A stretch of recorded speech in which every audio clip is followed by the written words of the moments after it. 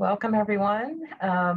This is our May Capital Chat. Thank you for joining us on a Thursday. This is a little bit of a change for us, a Thursday at noon, but we're glad you're here. And we are going to talk today about a wrap up of the legislative session, a couple things going on at the federal level in Congress, and then some action items that you can take over the summer and through the fall too.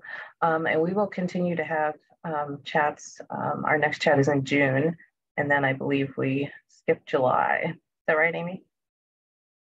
Yes, and we'll be back in the fall. So if you consider August fall. So again, thanks for joining us. And I'm gonna turn it over to Amy, who's gonna lead us through our recap of this year's legislative session. Take it away, Amy. Of course, I just started hitting buttons and now everything's, I can't, hold on just a minute. I can't get out of what I was in. That's what happens when I keep hitting buttons.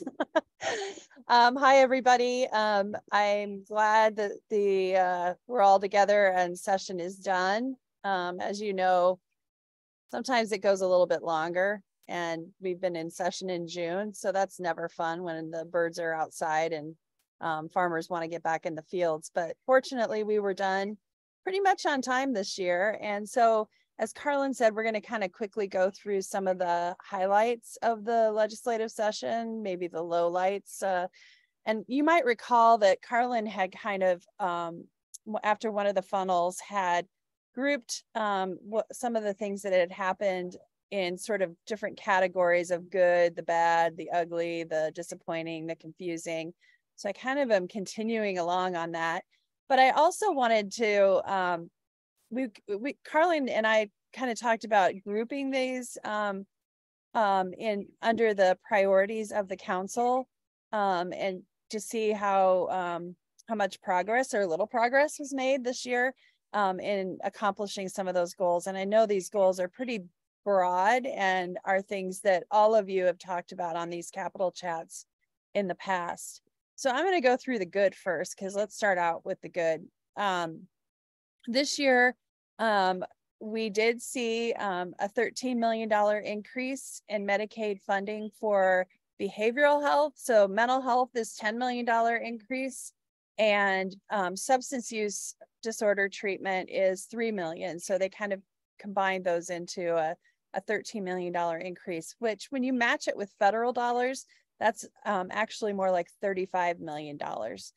Some of that was accomplished because of the work that HHS has done in benchmarking the rates. And that means they looked around at what Medicare pays, what other states pay, and kind of compared Iowa rates to that. And we were pretty far down in comparison with other states, in particular like Nebraska and Missouri, who had just raised their rates. So that was good news. They also increased rent subsidies for individuals who are living in the community and are receiving HCBS waiver services.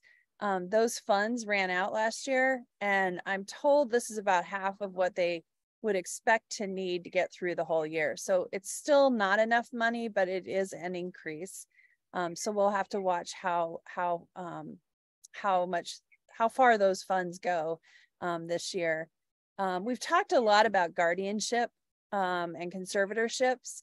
And one thing that we've seen is that there is a big backlog in requests for public guardians for those that don't have a family member or an individual to provide those guardianship services. So they increased that pretty big, $500,000.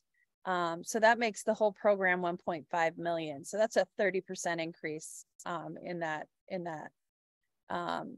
Also, they continued on their commitment to MHDS regions, mental health and disability services regions, by increasing their funding to 6.5 million. And you'll remember they switched to fully state funded and had a promise to go up to a certain level over the next few years. So this would be about $40 per capita, so 121 million total. So $40 per person by population in each of those regions. And that'll continue to go up next year too.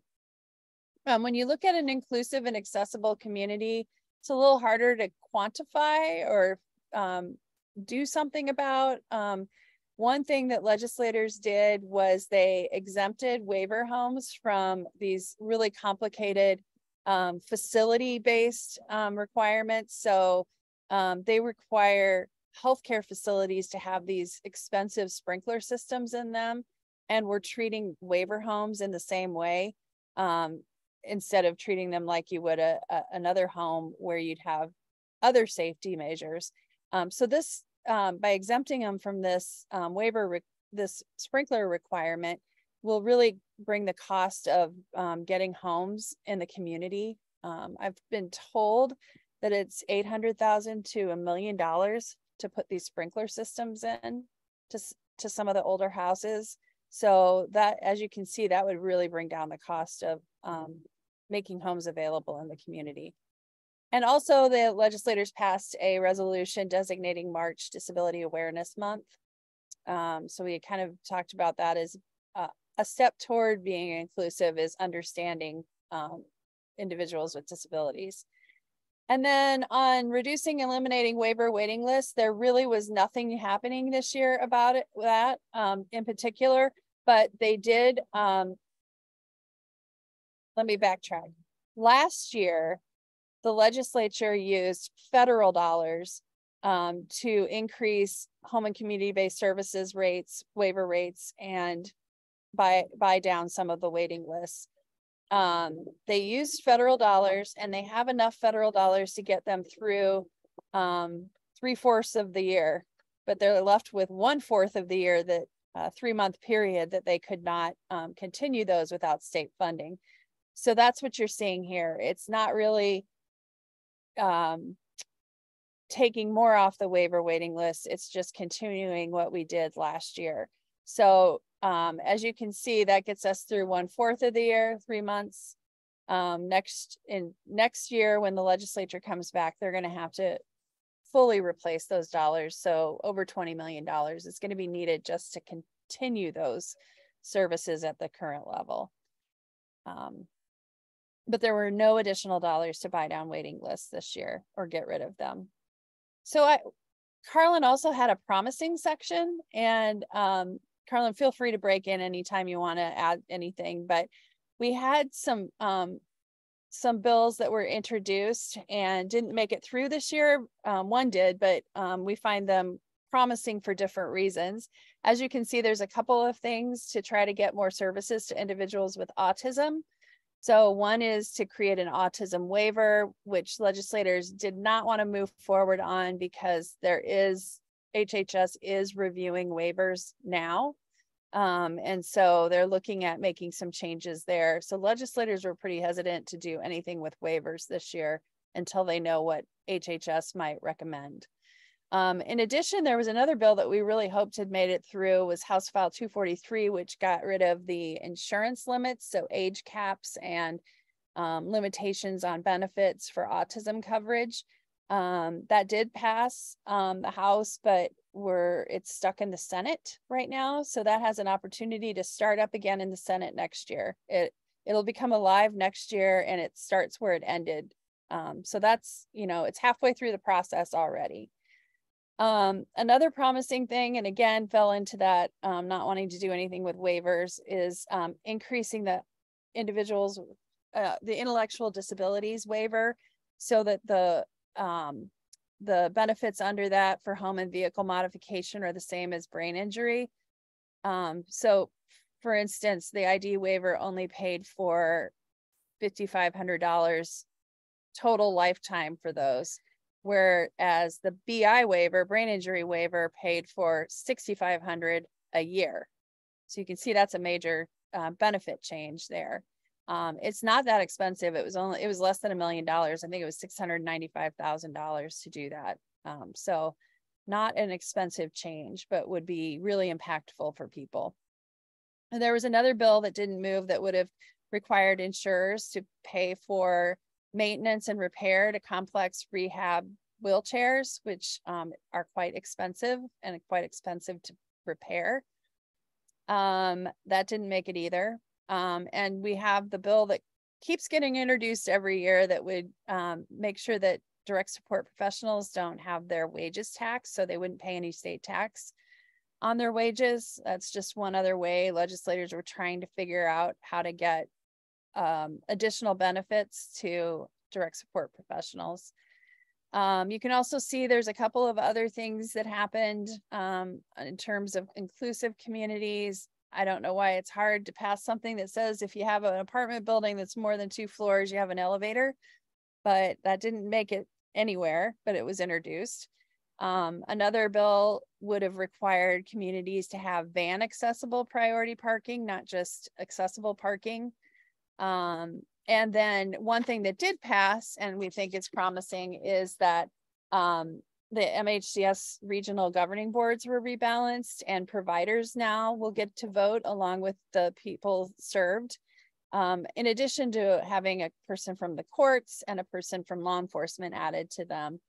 They also limited how many supervisors could be on it to 49% of the board, so that they don't have the overwhelming majority on those boards, that the people served and the people providing the services in the community have more of a voice than the elected officials.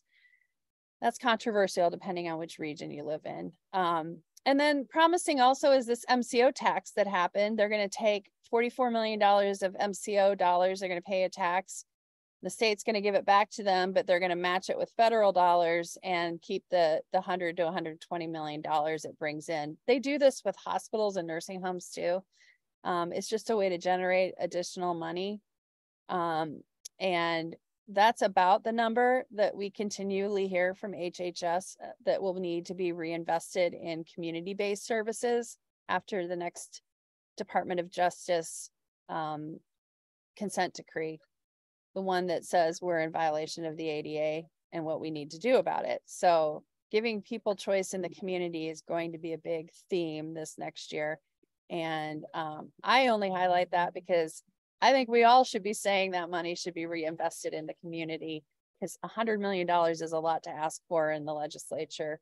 And it really could move the needle in doing that. So the disappointing and the confusing, I kind of lumped them together. Don't have anything on waiver waiting lists because they didn't do anything on waiver waiting lists. I get that. I guess that in itself is the disappointing part. But also, you've all heard about the public assistance reform bill that created asset tests, whole household asset tests for the Supplemental Nutrition Assistance Program, or SNAP. That's food assistance. They will now be looking at everyone living in the household and what they own. And if that equals to more than $15,000, it would likely create issues with their eligibility for the program. They might lose food assistance. So that's really concerning. Also, they added some new identity verification, kind of like when you have a bank account or something and you have to have a mother's maiden name or answer a challenge question like that, or have a PIN number. They want to have something like that. You verify that. And they made it so that you don't have to do it online. You can do it through a caseworker, or somebody else can help you get that done if you don't have access to a computer. But then they're also going to do a lot of database checks that they may or may not be doing now. And in that process, they think that about 8,000 people with Medicaid, 600 kids on the Children's Health Insurance Program will lose services. 2,800 will lose nutrition services. There's a lot of people that may get lose access to Medicaid or their other services that they get, whether or not they really are eligible. It could just be an administrative error. But one of the things is you only have 10 days to respond if there's a problem. So that's something we're going to be watching. It doesn't have to be fully implemented until 2025. So there is some time. There's probably going to be some phasing in, but it is something we're going to be keeping our eye on, and probably something that's going to be sort of a something we have on each of our capital chats that we'll just check in on that to see if anybody knows anything more about it.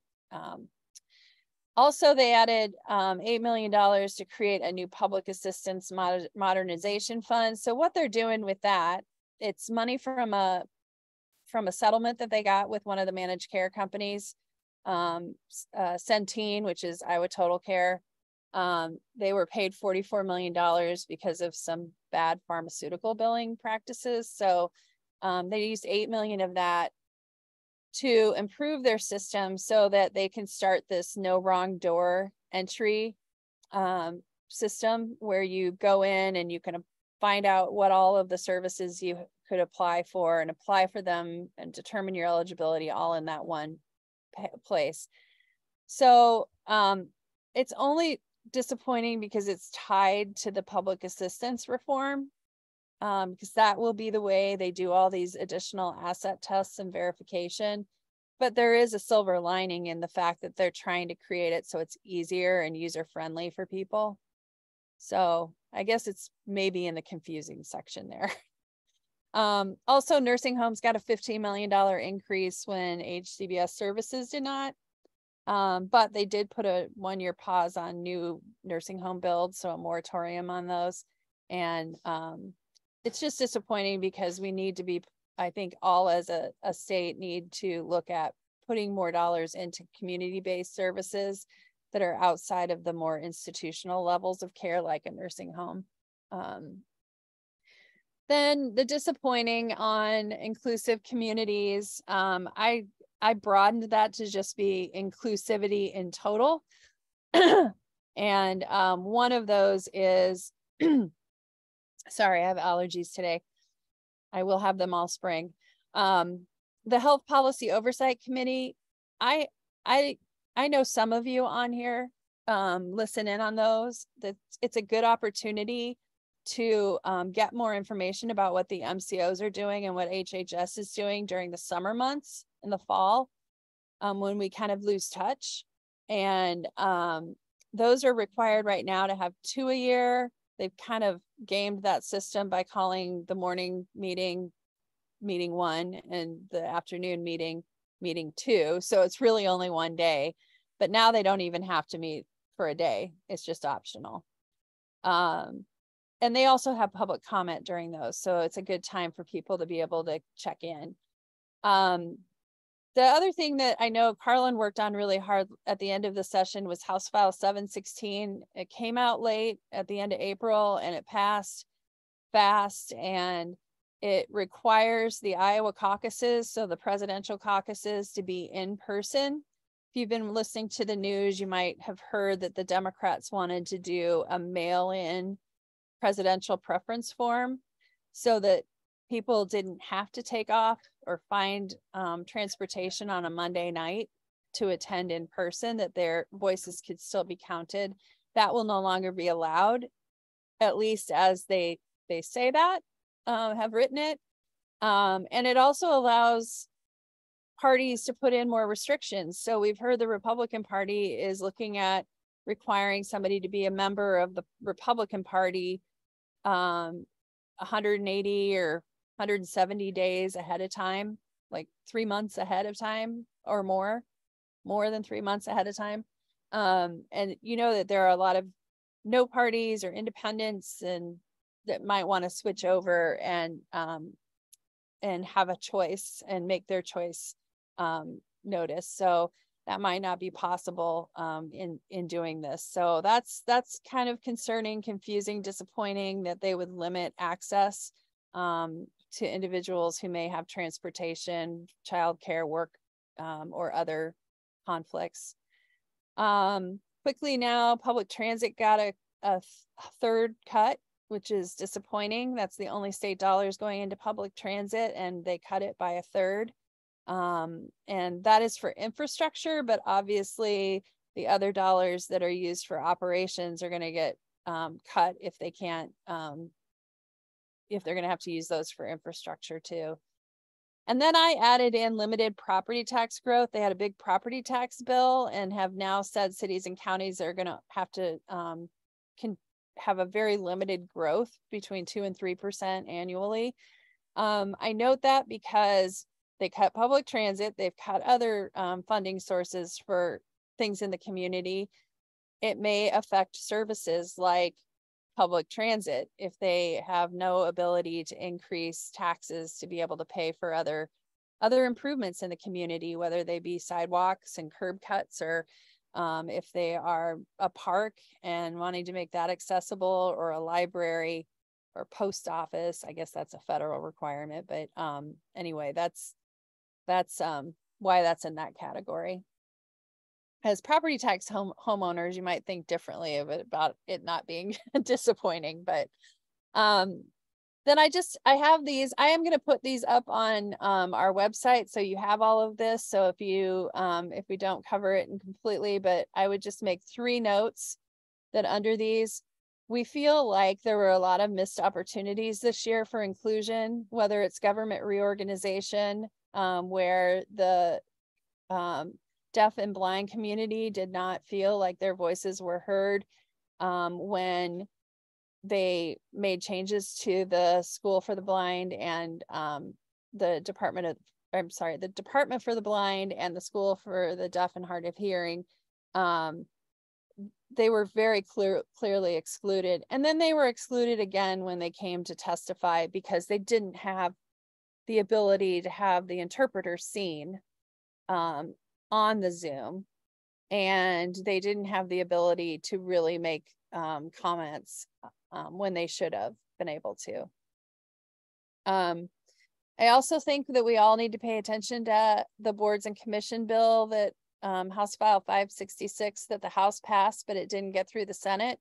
That is something that I think we're all going to be seeing next year, is throughout state government, eliminating boards and commissions, combining them.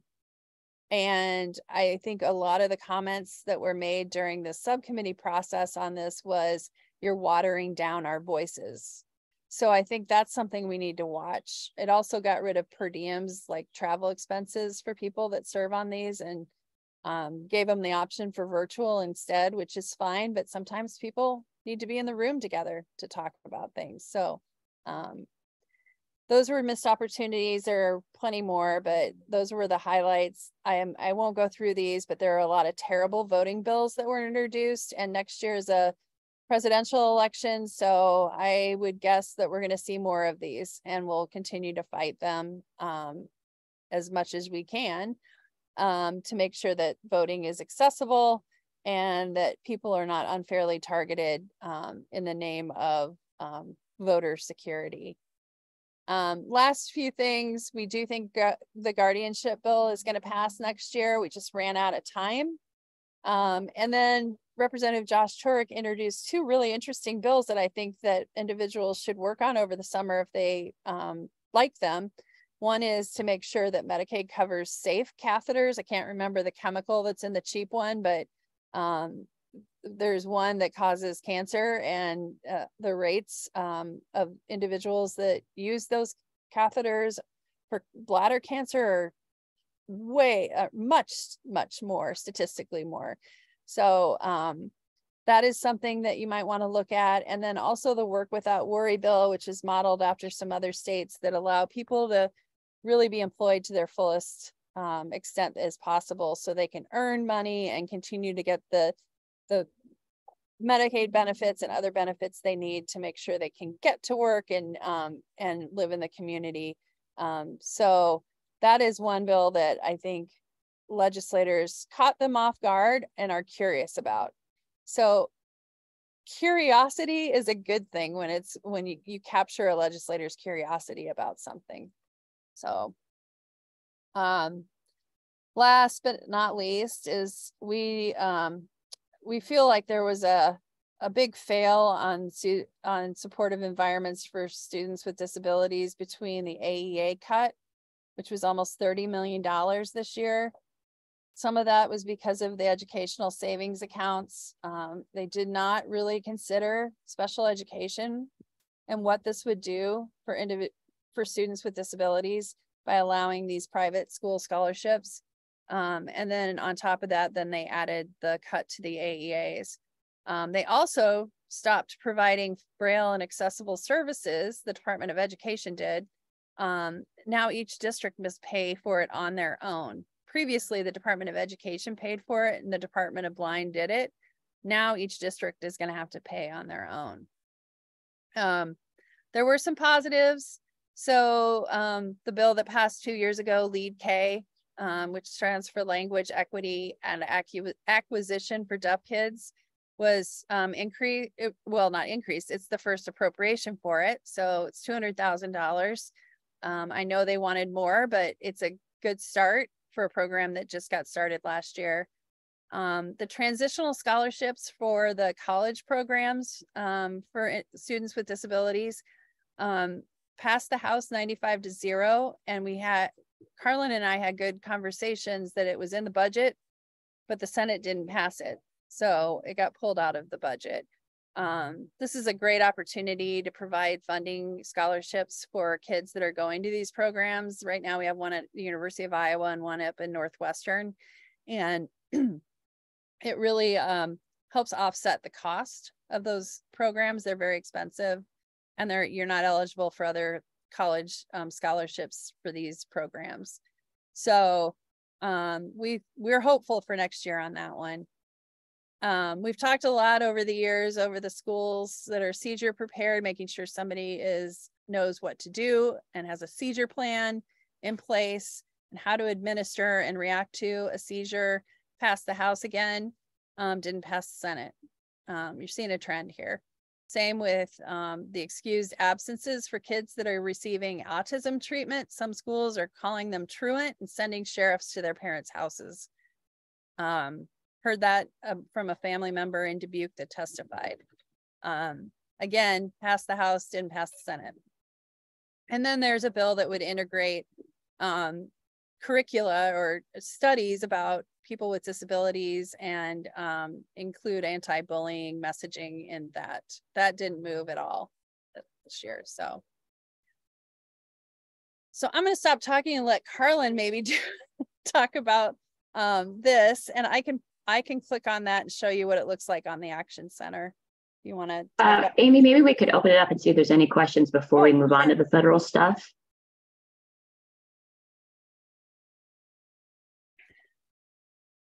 I will go back. And feel free, everybody, if you want to put a question in the chat, if you could give it while we're talking, feel free to do that too. I know Brooke asked if the public assistance bill has been signed yet by the governor, and it has not. So there's still time to contact her and let her know your thoughts on the so-called SNAP bill. And we should let people know that we also did write a letter. The DD Council did write a letter to the governor asking her to veto that bill. And you guys could do the same. And also, if you're just interested in kind of general statistics about the session, there were 115 days that the legislature met. And in that time, the Senate passed 201 bills. The House passed 248, and both chambers together passed 172. So as you can see from Amy's very comprehensive list today that we talked through, a lot of them today, and there are a lot of legislation and policy that's being considered or moved through that affects people with disabilities. So far, the governor has signed 84 of those, and that was as of 2 days ago. So one in particular that we are very concerned about, and that came up late in the session because it was in the budget, in the education budget, and was the numbers in the budget were not revealed until the last few days of the session. In fact, the education budget was considered by, subcommittee in the morning, the committee in the afternoon, and then move to the floor of the House the next day. So when the cuts to AEA funding were revealed, then we didn't really have time to make comment or get any action alerts out to talk about what the effect of this could be for students with disabilities, students who have special needs. And so our only way to approach it now, if we want to get this stopped, potential for getting it stopped this year, is to ask the governor to do a line item veto of those funding cuts to the AEA, which is not out of the question. And we've actually heard that there have been some Republican legislators who were opposed to this, even though it did pass, because everybody wanted the budget to pass. And there are some who have questioned why the cut was made. We have not gotten any answers. There's no good answers to why we're cutting funding for AEAs when the needs are still there. The needs are going to potentially grow with the potential for more students to go to non-public school, because the AEAs still have to serve those students. So they will receive less funding for servicing those students because of the educational savings accounts that parents can use to send their students to non-public school. So there is a potential for the AEAs to have more needs and less funding. And so the cut just doesn't make any sense. So this could affect kids with special needs, especially in rural districts. So if you feel moved about this topic, send a message to the governor and let her know what you think about it. And we are doing that. And we have seen others who have been, including some Democratic legislators who have asked for this to be removed. And we'll also keep an eye on this, and this will probably be part of what we work on next year too.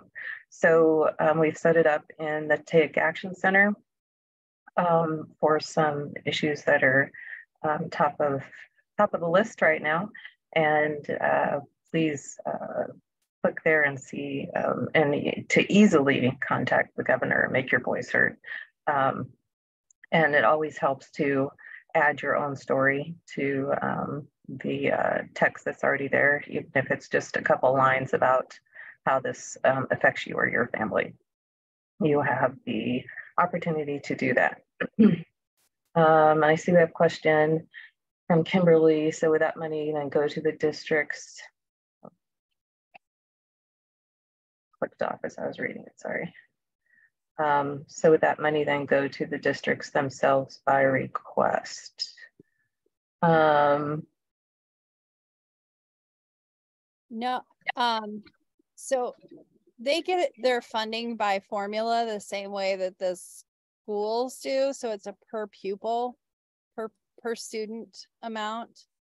So when that amount going to public schools is reduced because of the educational savings accounts, then they get reduced. And then this bill, they have a standing appropriation, which means it's automatic. Okay. And so the reason we can ask for a veto of the cut is because the only way you change an automatic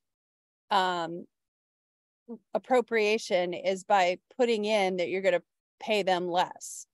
So by taking out the section that says you're going to pay them less, you revert back to the standing appropriation. So usually we can't veto a cut because that means you're vetoing all of their money. But in this case, it's because one of the sources of their cuts is modifying, changing the standing appropriation to be less, we can actually veto it and have it result in going up. So it's a weird funding mechanism. It's not going to take out all of the cuts, but it will take out one of the biggest unexpected one that they had this year. So we're using similar messaging to what the school boards and the AEAs are using. And that's kind of why we voiced it the way we are. I had another question about what the real impacts of this are, and we don't know. We just know that it's a big chunk and AEAs have a lot of responsibilities. And we know that they have to do special education. So we're not sure what that means for the other services they provide. I think everybody's trying to figure that out right now. And this is what happens when you don't ask people before you do things at the Capitol. You get unintended consequences. And I think we're going to see that. But yeah. Sorry, they said that they will have to cut staff, was their answer. So go ahead, Amy. Yep. No, that's what yep. So I hope everybody that's concerned about this can go in and express your concern. It's a very real possibility that she could do this. We have not overspent our budget, so they can afford to have, I think it's 20 million go back into it.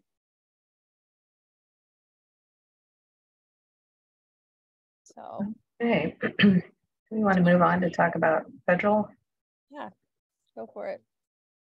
Yeah, I mean, still, if you guys have questions, please feel free to put them in the chat too, but we'll move on to talk about some issues going on at the federal level, which you probably have heard that we have a problem with our debt and the debt ceiling being at a point where it needs to be raised in order for our government to pay the bills that they've already incurred. And there's a fight going on in Congress about how that's going to get done.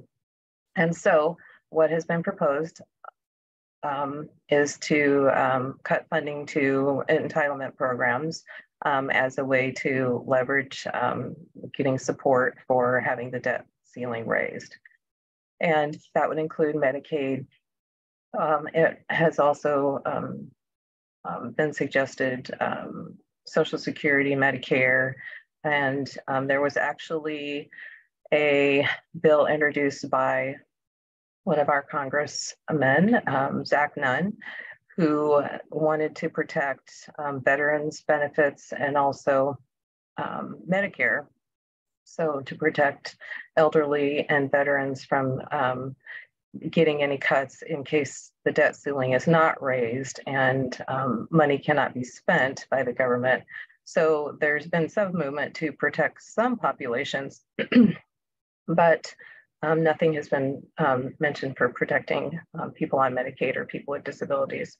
So this is something that we are contacting our members of Congress to ask to look at this and make sure that that government doesn't get shut down and people who need benefits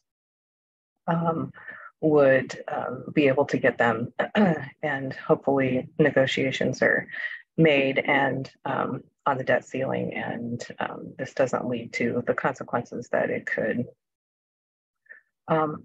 Also, there's some other federal legislation going on that's actually good in the Senate that we will actually do some more detail on now that we're past the Iowa legislature. We have time to do a little bigger look at what's going on in Congress. And there's some support for eliminating Medicaid waivers and waiver lists, not waivers, sorry, waiting lists, and also a similar bill to that was introduced in the Iowa legislature about work and helping people with disabilities have opportunities for work and also have opportunities for direct care. So we'll provide more detail on that. Otherwise, we also had HR 2811 to talk about. And Amy, do you have details on that you wanted to mention?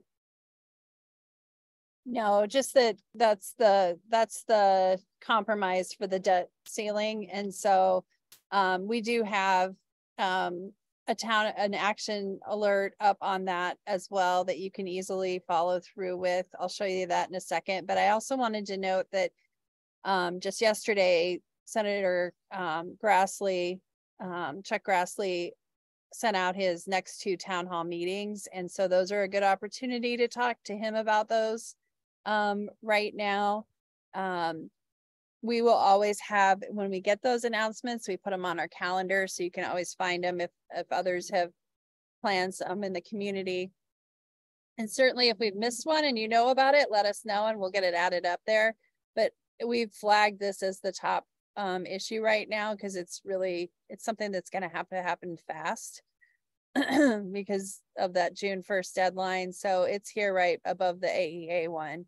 And if you click on that, there's a pretty simple explanation, but then there's a lot more detail in the guidance over here about what's happening, you know, where we're at now.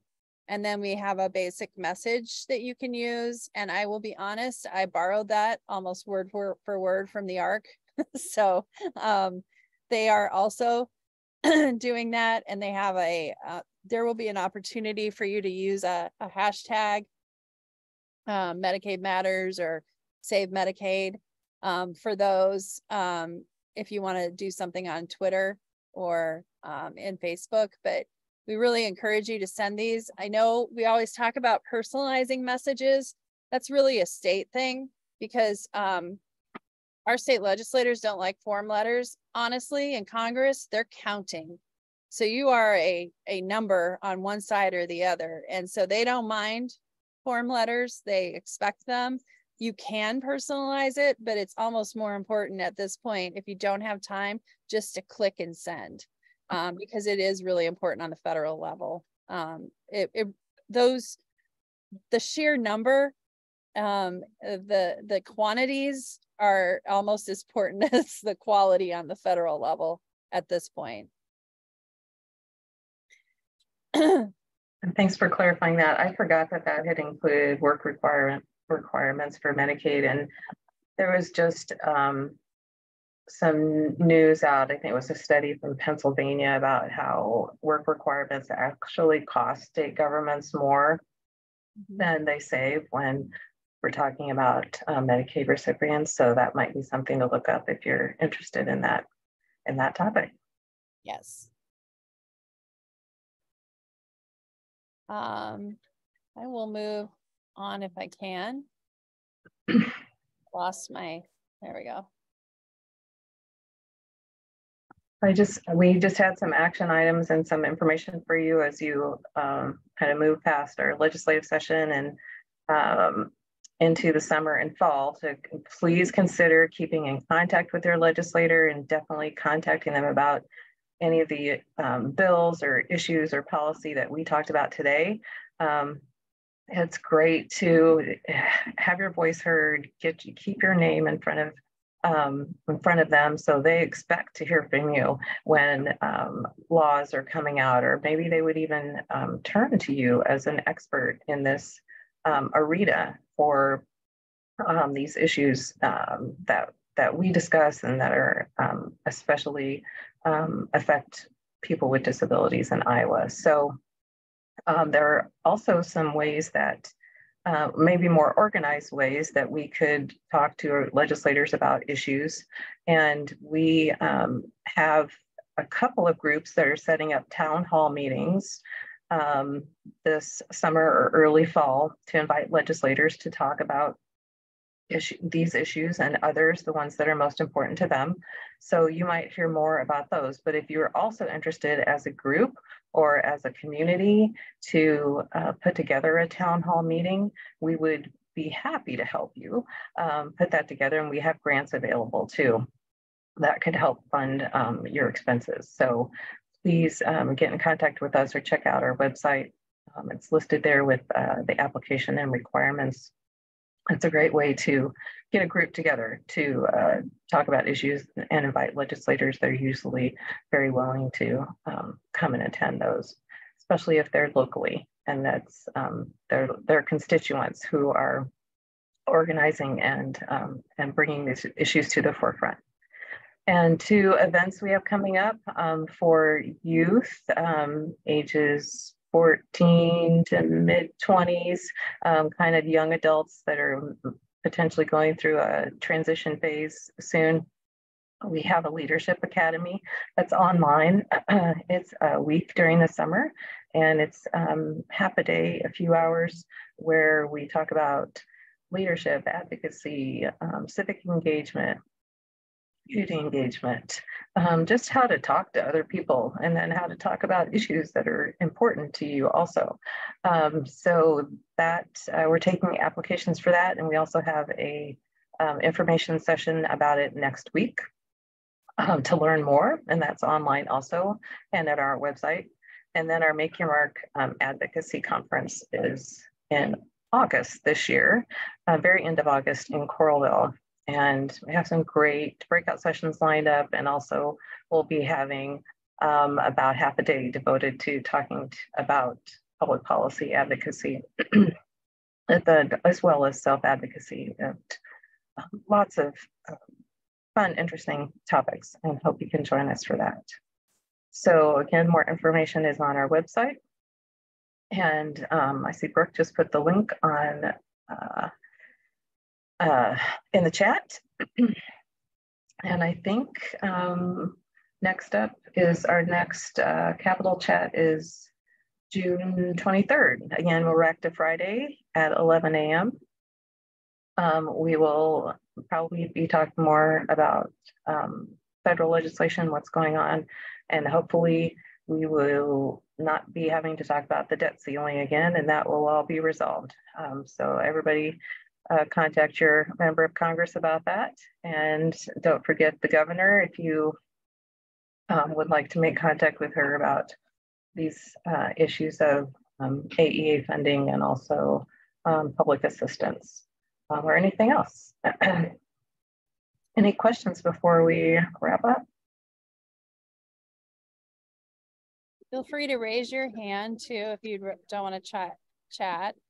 I will just, one last thing on top of what Carlin said. Now is like this is the perfect time to start talking to legislators. You don't have an election this fall, so they have more time. They're not in session. They tend to be nicer. They have more time. And also, it doesn't have to be, when you hear town hall, it doesn't have to be something very formal. I've seen people have a potluck picnic and just invite their legislators to talk to them. They have kids playing in the park, you know. I mean, it's just do something fun with them too if you want to. It doesn't have to be something stuffy or formal. Legislators like the ability to just connect with people and not feel like they are on a spotlight on them all the time. So when you're thinking about it, do something that's comfortable for you. It'll probably be comfortable for them. So that's a good point. And even at our Make Your Mark conference in Coralville in August, we're inviting the local legislators to an evening activity where we're going to do adaptive games and fun stuff. So, you know, it'll be informal and just a way for them to mingle and chat and meet people. So good point, Amy. Anybody think of other questions? I know this was an odd time to meet. I think we were trying to avoid the holiday, and then I have a senior graduating, so we couldn't do it next week either. So. Glad to accommodate you, Amy, because you've worked hard this session, and we really appreciate all of your work and all the detail that you give us, and all of these laws, policies, ideas, what's going on behind the scenes. Amy's got her hand on it, so we really appreciate it. Thanks, Carlin. All right, last call. Everybody wants to go out and plant their gardens, don't they? Yes. I'm surprised my cat hasn't made an appearance here. She's crawling around. All right. Well, thank you guys all for joining us. We really, does that? Yep. All right.